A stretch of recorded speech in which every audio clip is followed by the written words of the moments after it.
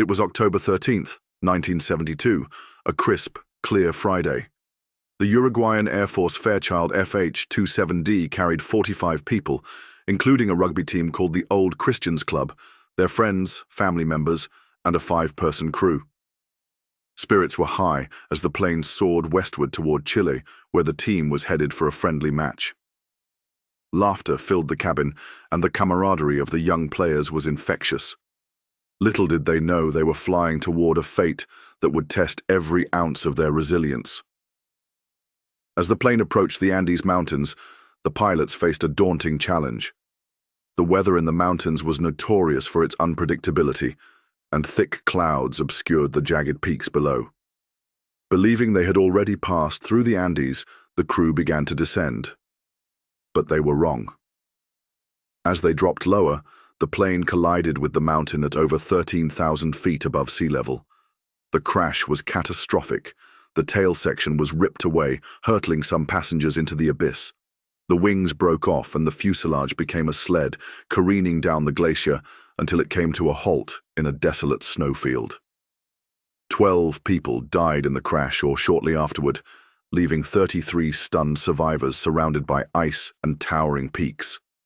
The survivors quickly realized the magnitude of their predicament.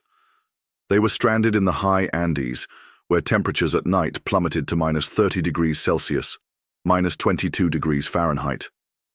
Their clothes were ill-suited for such conditions, light jackets and casual attire more suited for a rugby match than an Arctic expedition.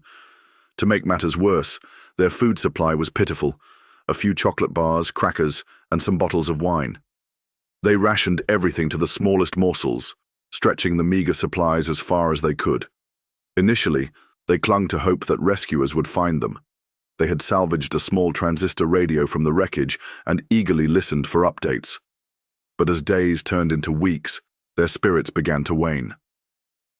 On the 11th day, they heard the news that crushed them. The search for the plane had been called off. In the isolation of the Andes, they were truly alone.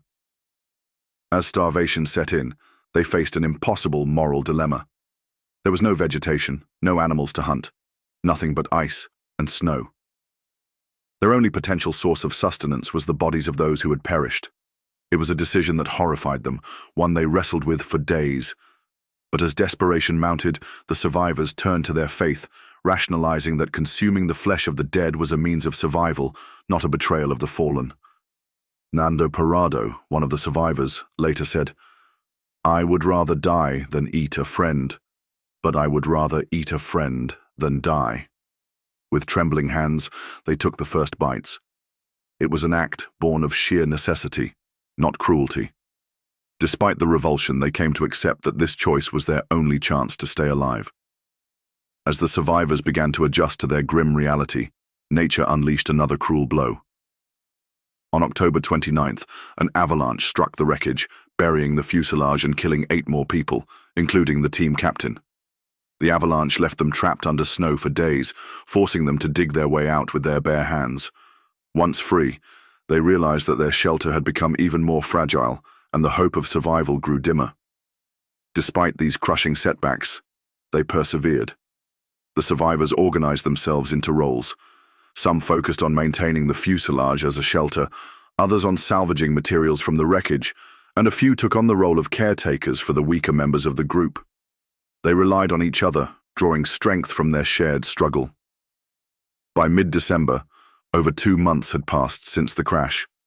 The remaining food supply was dwindling, and the group's physical and mental states were deteriorating. 2 of the strongest survivors, Nando Parrado and Roberto Canessa, decided they would attempt the impossible, climb out of the mountains to find help. They fashioned crude sleeping bags and snowshoes from the wreckage and prepared for the journey of their lives.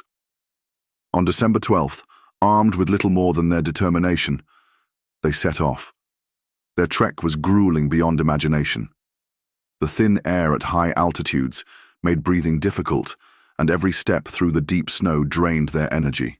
They climbed icy ridges and traversed treacherous slopes, often on the brink of collapse.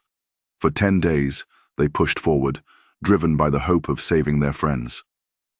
Finally, on December 20th, they spotted signs of life, a Chilean shepherd tending his livestock in the valley below. The man was stunned by the sight of two emaciated figures, barely recognizable as human. Using gestures and shouted words, they managed to convey their story. The shepherd gave them food and water and raced to alert authorities. The news spread quickly, and a rescue operation was launched.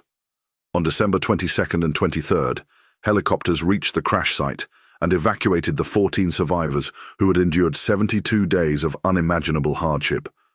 Tears of relief and disbelief filled the air as they realized their ordeal was finally over. The story of the Andes flight disaster is not just one of survival, it is a testament to the unyielding strength of the human spirit. The survivors faced unthinkable challenges, from the harshness of nature to moral and emotional trials that would break most people. Yet, they endured, finding hope and solidarity in the face of despair. This tale has since been immortalized in books and films, most famously in Alive, based on the accounts of the survivors themselves. Even today, their story continues to inspire, reminding us of the extraordinary lengths humans can go to in order to preserve life, and of the incredible bonds forged in the crucible of adversity.